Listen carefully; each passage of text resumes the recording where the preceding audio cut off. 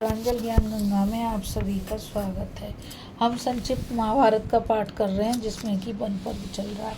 कल हमने दुर्योधन के द्वारा दुर्वासा का अतिथि सत्कार और वरदान की कथा को पढ़ा था। अब हम युधिष्ठिर के आश्रम पर दुर्वासा का आतिथ्य भगवान के द्वारा पांडवों की रक्षा की कथा को पढ़ेंगे। तो चलिए कथा शुरू करते हैं।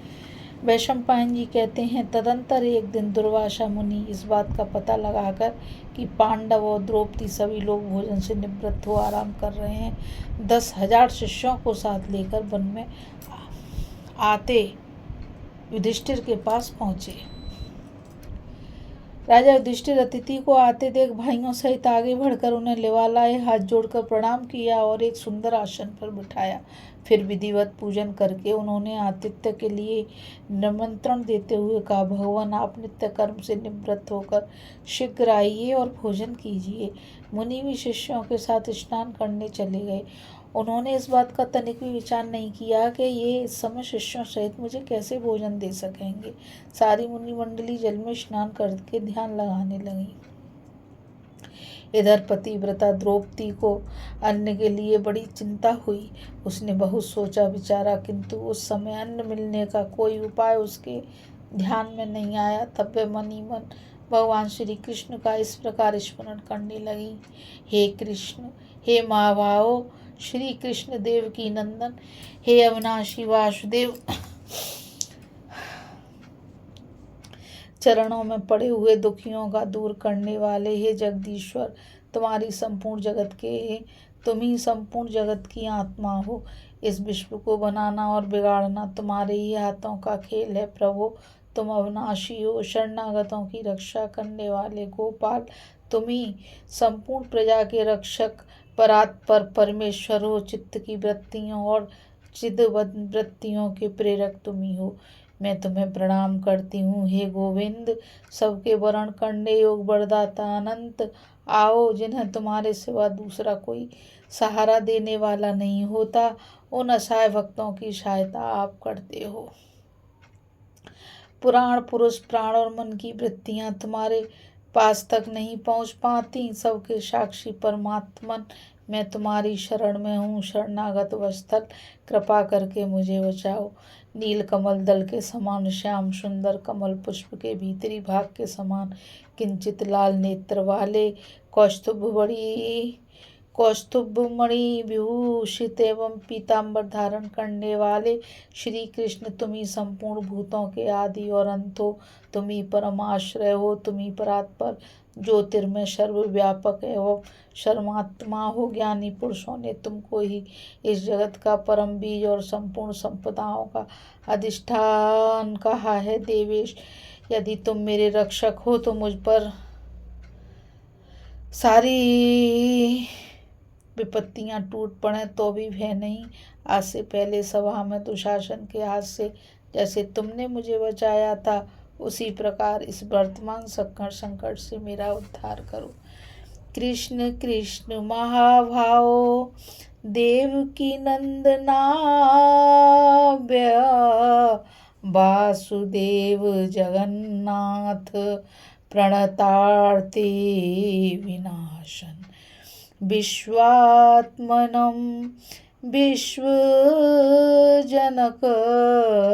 विश्वहर्तः प्रभो वयं प्रपन्नपाल गोपाल प्रजापाल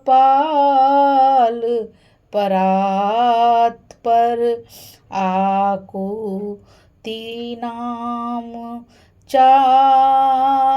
चित्तीनां प्रवर्तक नतास्मिते वरन्ये वरदान्त अगतिनां गतिर्भव पुराण पुरुष प्राण मनो वृत्याधर गोचर सर्वाध्यक्ष पराध्यक्ष त्वामहं शरणं गता पाहि मां कृपया देव शरणागत वत्सलः। द्रौपदी जब इस प्रकार भक्तवत्सल भगवान की स्तुति कर रही थी तो उन्हें मालूम हो गया कि द्रौपदी पर संकट आ पड़ा है। वे अचैतन्य गति परमेश्वर तुरंत वहां पहुंचे। बोलो श्री कृष्ण भगवान की जय। बोलो श्री द्वारकाधीश की जय। भगवान को आया देख द्रौपदी के आनंद का पार न रहा। उन्हें प्रणाम करके उसने दुर्वासा मुनि के आने का आदि का सारा समाचार कह सुनाया। भगवान बोले, कृष्ण इस समय मैं बहुत थका हुआ हूँ, भूख लगी है, पहले शीघ्र मुझे कुछ खाने को दे, फिर सारा प्रबंध करती रहना। उनकी बात सुनकर द्रौपदी को बड़ी लज्जा हुई और बोली, भगवान सूर्य नारायण की दी हुई वटलोई से तो तभी तक अन्न मिलता है जब तक मैं भोजन ना कर लूं। आज तो मैं भी भोजन कर चुकी हूँ, अतः अब कुछ भी नहीं है, कहाँ से लाऊं। भगवान ने कहा, द्रौपदी मैं तो भूख और थकावट से कष्ट पा रहा हूँ और तुझे हंसी सूझती है। यह हंसी का समय नहीं है, जल्दी जा और बटलोई लाकर मुझे दिखा। इस प्रकार हट करके भगवान ने द्रौपदी से बटलोई मंगवाई। देखा तो उसके गले में जरा सा एक चावल का टुकड़ा लगा हुआ था। उसे ही लेकर उन्होंने खा लिया और बोले, इस चावल के द्वारा संपूर्ण जगत के आत्मा यज्ञ होता, परमेश्वर तृप्त एवं संतुष्ट हो। फिर सहदेव ने कहा, अब शीघ्र ही मुनियों को फिर सहदेव से कहा, अब शीघ्र ही मुनियों को भोजन के लिए बुला लाओ। उनकी आज्ञा पाते ही सहदेव, दुर्वासा आदि सभी मुनियों को, जो देव नदी में स्नान करने के लिए गए हुए थे, बुलाने चले। मुनि लोगों पानी में खड़े होकर अघमषण कर रहे थे। उन्हें सहसा पूर्ण तृप्ति मालूम हुई, मानो भोजन कर चुके हों। बार बार अन्न के रस से युक्त डकारें आने लगी। जल से बाहर निकलकर सब एक दूसरे की ओर देखने लगे। सबकी एक सी अवस्था हो रही थी।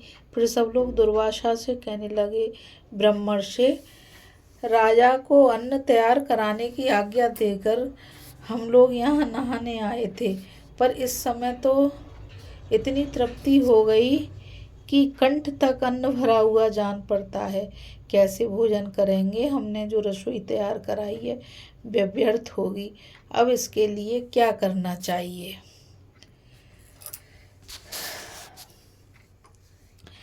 नीलोत्पल दल श्याम पद्माभा रुडेक्षणं पीतांबर परिधान लसतक कौस्तुभभूषण त्वामादिरन्तो भूतानां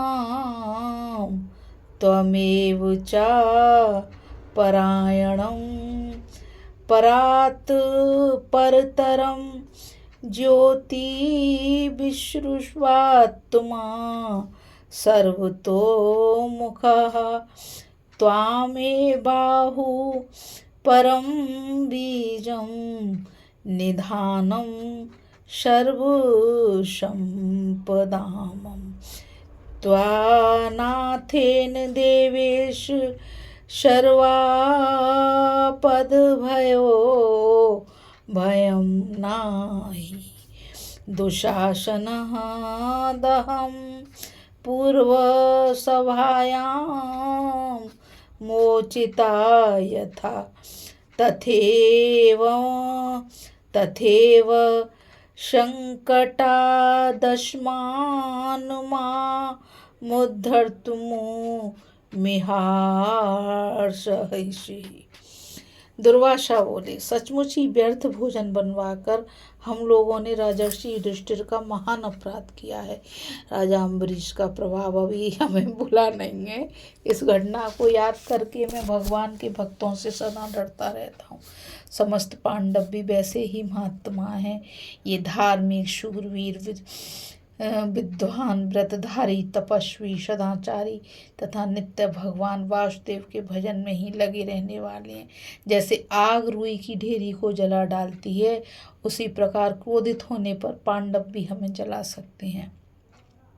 इसलिए शिष्यों, अब कल्याण इसी में है कि पांडवों से बिना पूछे ही तुरंत भाग चलो। बोलो श्री कृष्ण भगवान की जय। अपने गुरुदेव दुर्वासा मुनि की यह बात सुनकर भला शिष्य लोग कैसे ठहर सकते थे। पांडवों के भय से भागकर सबने दशों दिशाओं की शरण ली। सहदेव ने जब देवनंदी गंगा जी में मुनियों को नहीं देखा तो आसपास के घाटों पर घूम घूम कर खोजने लगे। वहाँ रहने वाले तपस्वी ऋषियों से उन्होंने उनके भाग जाने का समाचार सुना। तब वे युधिष्ठिर के पास लौट आए और सारा वृतांत उनसे निवेदन कर दिया। तत्पश्चात जितेंद्रिय पांडव उनके पुनः लौट आने की आशा से बड़ी देर तक प्रतीक्षा करते रहे। उनको यह संदेह था कि मुनि आधी रात के बाद अचानक आकर फिर हमसे छल करेंगे। यह देववश हम लोगों पर बड़ा संकट आ गया। किस प्रकार इससे हमारा हे भगवान उद्धार होगा, इस प्रकार चिंता करते हुए वे बारंबार उच्छ्वास खींचने लगे। उनकी यह दशा देखकर भगवान श्री कृष्ण ने कहा, परम क्रोधी दुर्वासा मुनि से आप लोगों पर बहुत बड़ी विपत्ति आने वाली है। यह जानकर द्रौपदी ने मेरा स्मरण किया था, इससे मैं तुरंत यहाँ आ गया। अब आप लोगों को दुर्वासा से तनिक भी भय नहीं है। वे आपके तेज से डरकर पहले ही भाग गए हैं। जो सदा धर्म में तत्पर रहते हैं वे दुख में नहीं पड़ते। अब आप लोगों से जाने के लिए आज्ञा चाहता हूँ। आप लोगों का कल्याण हो। भगवान की बात सुनकर द्रौपदी सहित पांडवों की घबराहट दूर हुई। वे बोले, हे गोविंद, हे नारायण, हे माधव, तुम्हें ही अपना रक्षक पाकर हम लोग बड़ी बड़ी विपत्तियों से पार हुए। जैसे महासागर में डूबते हुए वो जहाज मिल जाए, उसी प्रकार तुम हमें सहायक मिले हो। जाओ, यूं ही भक्तों का कल्याण किया करो। इस प्रकार उनकी अनुमति लेकर भगवान श्री कृष्ण द्वारकापुरी को चले गए और पांडव भी द्रौपदी के साथ एक वन से दूसरे वन में घूमते हुए प्रसन्नता पूर्वक रहने लगे। बोलो श्री द्वारकाधीश भगवान की जय। इस कथा में बस इतना ही।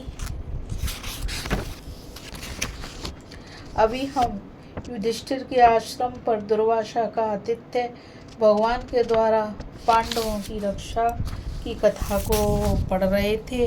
अब आगे हम कथा में जयद्रथ के द्वारा द्रौपदी का हरण की कथा को पढ़ेंगे। इस कथा में बस इतना ही। मुझ गीता रावत को आज्ञा दीजिए। कल फिर मिलेंगे एक नई कथा के साथ। और मैं आप सभी से यही कहना चाहूँगी कि इस चैनल को ज़्यादा से ज़्यादा लाइक, शेयर और सब्सक्राइब कीजिए ताकि ये अमूल्य ज्ञान अधिक से अधिक लोगों तक पहुंच सके, क्योंकि ये हमारा और तुम्हारा परम कर्तव्य है कि हम इस ज्ञान को अधिक से अधिक बढ़ाएं। बस इतना ही। राधे राधे। जय श्री कृष्णा। नमस्कार।